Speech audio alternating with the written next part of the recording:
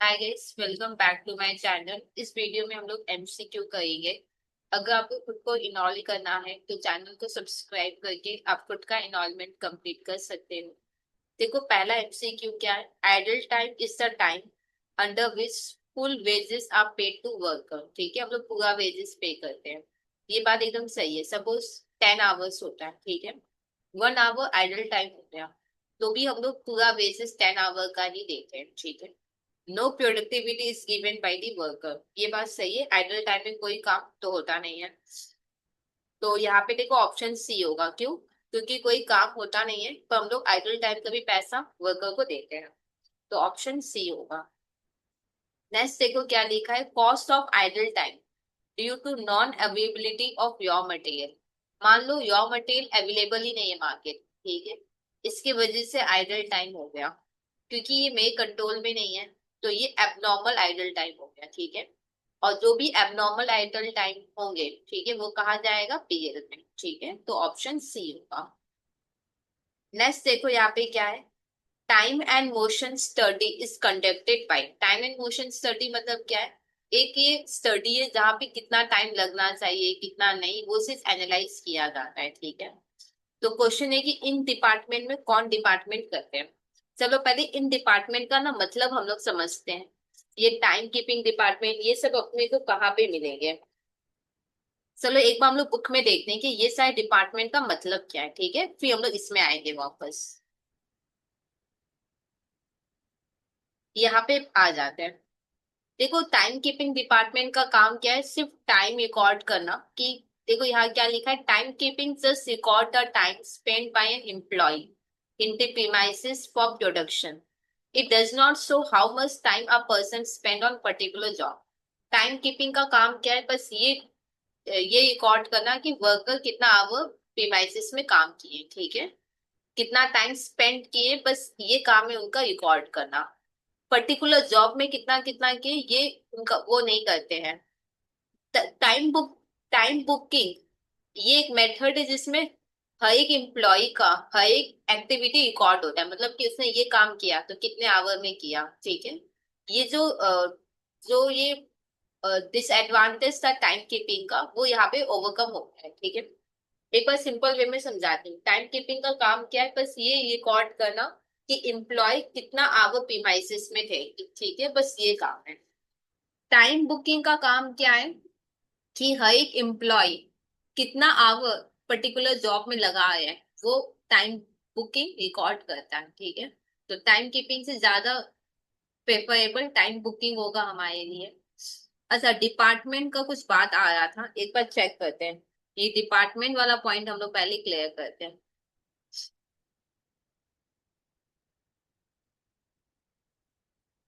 ये देखो, पहला है पर्सनल डिपार्टमेंट। पर्सनल डिपार्टमेंट का काम क्या है। एम्प्लॉय को रिक्विजिट करना, मतलब नए एम्प्लॉय को ढूंढना, ठीक है, यानी और उस हिसाब से उनको इक्विट करना, ठीक है।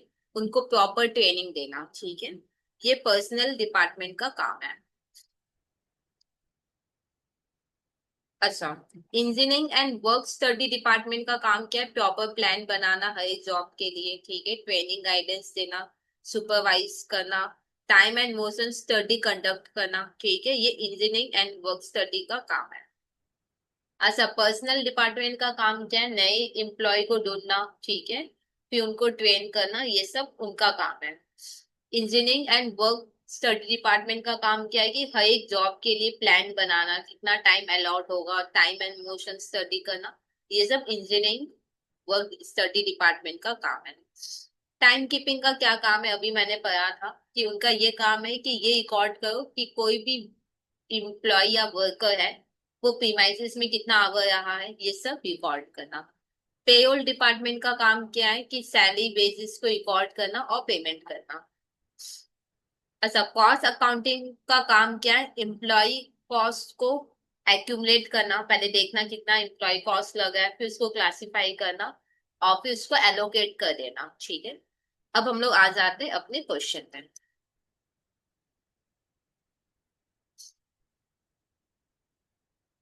अच्छा, यहाँ पे बोला कि टाइम एंड मोशन स्टडी कौन कंडक्ट करता है। इंजीनियरिंग डिपार्टमेंट, ठीक है। टाइम कीपिंग डिपार्टमेंट का काम क्या है कि हर एक एम्प्लॉय कितना आवर प्रीमाइसिस में रहा है ये रिकॉर्ड करना। पर्सनल का ये काम है कि नई एम्प्लॉय को ढूंढना, सेलेक्ट करना और उनको ट्रेन करना। पेरोल का काम है कि भाई कितना पेमेंट करना है और उनको पे करना। ठीक है, ये इंजीनियरिंग डिपार्टमेंट है जो लोग प्लान करते हैं कि हर एक जॉब के लिए कितना टाइम अलाउ होना चाहिए। टाइम एंड मोशन स्टडी भी ये लोग कंडक्ट करते हैं। तो ऑप्शन डी होगा। नंबर 4 क्या है? आइडेंटिफाई करो which one of the following does not account for increasing labour productivity. मतलब इनमें से कौन है जिससे लेबर प्रोडक्टिविटी कभी इंक्रीज नहीं होगा। ठीक है, इनमें से कौन है जिसकी वजह से लेबर प्रोडक्टिविटी इंक्रीज नहीं होगा। देखो, अगर वर्कर सेटिस्फाइड रहेंगे तो डेफिनेटली उनका प्रोडक्टिविटी इंक्रीज होगा। वर्कर को मोटिवेट करेंगे तो उनका डेफिनेटली लेबर प्रोडक्टिविटी इंक्रीज होगा। ठीक है, प्रॉपर सुपरविजन कंट्रोल रहेगा तो लेबर का प्रोडक्टिविटी इंक्रीज होगा। अगर हाई लेबर टर्नओवर होगा तो डेफिनेटली लेबर का प्रोडक्टिविटी इंक्रीज नहीं हो सकता। ठीक है, यानी तो किसके वजह से लेबर प्रोडक्टिविटी इंक्रीज नहीं होगा? वो है हाई लेबर टर्नओवर। तो ऑप्शन सी होगा। अच्छा, लेबर टर्नओवर कैसे निकालते हैं? Number of person replaced divided by average number of worker. ठीक है, ये भी सही है, ये प्लेसमेंट मेथड का दिया है। Number of person replaced by average number of worker. ठीक है, ये वाला सही है, ये वाला मेरे को लग रहा है कि ठीक है। फिर number of person separated by number of worker at the beginning of the year थोड़ी ना होगा, एवरेज नंबर ऑफ वर्कर, तो बी नहीं होगा।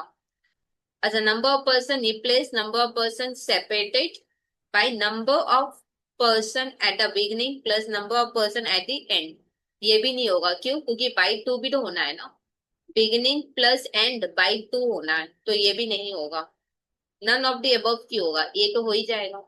ठीक है, तो फिर ए हो जाएगा। ठीक है, number of person replace by average number of worker. Okay, time booking का काम क्या है? टाइम कीपिंग का पता काम क्या है? कि हर एक एम्प्लॉय कितना आवर प्रीमाइसिस में स्पेंड के ये रिकॉर्ड करना। टाइम बुकिंग का काम ये है कि पर्टिकुलर एम्प्लॉय पर्टिकुलर जॉब में कितना टाइम स्पेंड करे वो रिकॉर्ड करना। तो time booking refer to a matter wherein time spend on a particular job of an employ is recorded. ठीक है, ऑप्शन डी होगा। एम्प्लॉय कॉस्ट में क्या होगा? Wages, salary, allowance, incentive, overtime, सभी होंगे, तो डी होगा, all of the above. Number 8 क्या है?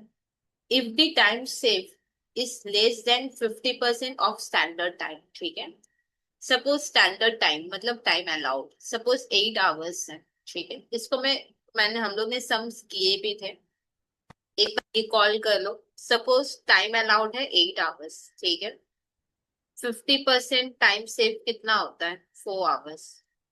आपको याद है हमने किया था, सपोज टाइम सेव अगर 1 आवर है, टाइम सेव 2 आवर है, टाइम सेव 3 आवर है, टाइम सेव 4 आवर्स है, हाँ या ना? फिर टाइम सेव 5 आवर्स, ऐसे करके होगा। ठीक है, आपको याद है? तो ये डॉट 50% का पॉइंट है ना, या ये 50% का है, 8 आवर का 50% ये। ठीक है या नहीं?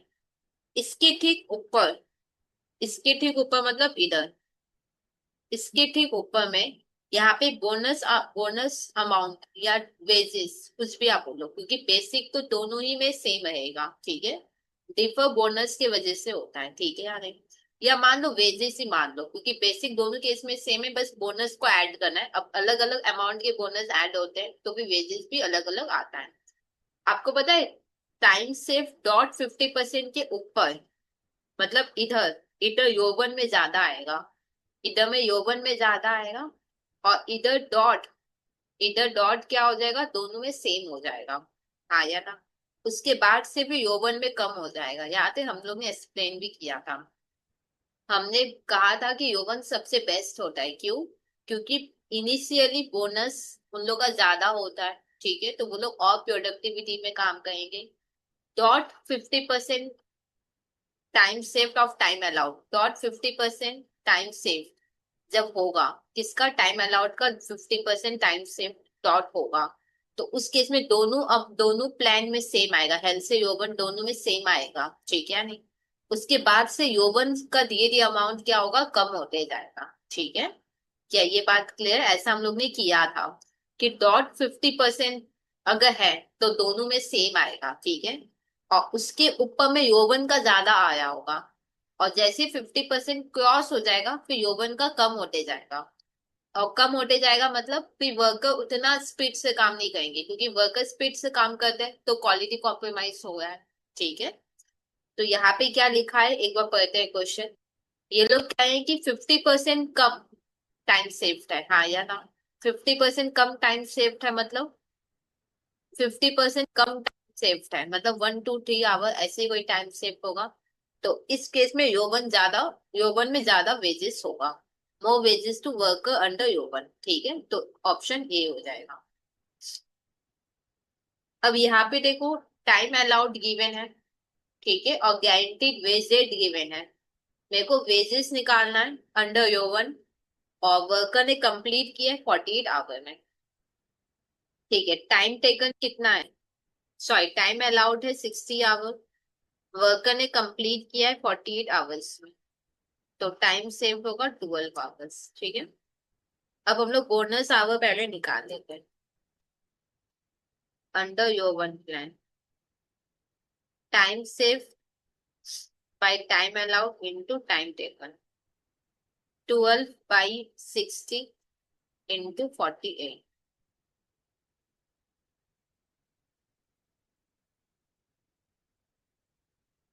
9.60 आवर, ठीक है।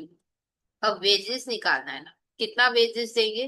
देखो वो लोग 48 आवर काम किए तो 48 आवर का तो देंगे, प्लस 9.60 आवर का भी देंगे, और एक एक घंटे का कितना गारंटी हमने दिया, 0.30।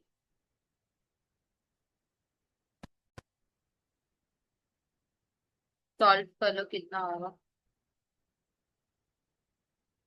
17.28, 17.20, that is option B.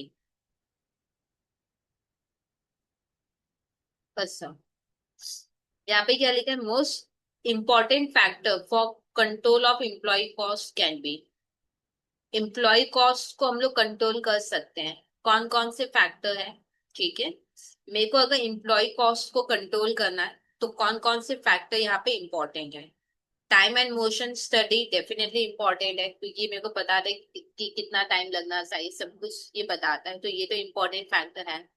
Control over over time, over idle time, definitely idle time पे भी मेरे को कंट्रोल करना है, ओवर टाइम पे भी मेरे को कंट्रोल करना है। एम्प्लॉय टर्नओवर पे भी कंट्रोल करना पड़ेगा, अगर टर्नओवर पे कंट्रोल नहीं आएगा तो हमने सम किया था, जहाँ पे labour turn, high labour turnover की वजह से loss in form of contribution, settlement cost, बहुत सारे कॉस्ट लगते हैं, तो इस पे भी मेरे को कंट्रोल करना पड़ेगा, ठीक है। तो ऑल ऑफ दी अबव, क्या ये बात क्लियर। एम्प्लॉय कॉस्ट को कंट्रोल करना है तो इसमें इंपॉर्टेंट फैक्टर क्या है, टाइम एंड मोशन स्टडी जो है ये, और मेरे को आइडल टाइम ओवर टाइम पे भी कंट्रोल रखना पड़ेगा, एम्प्लॉय टर्नओवर पे भी कंट्रोल करना होगा, तो ऑल ऑफ दी अबव होगा।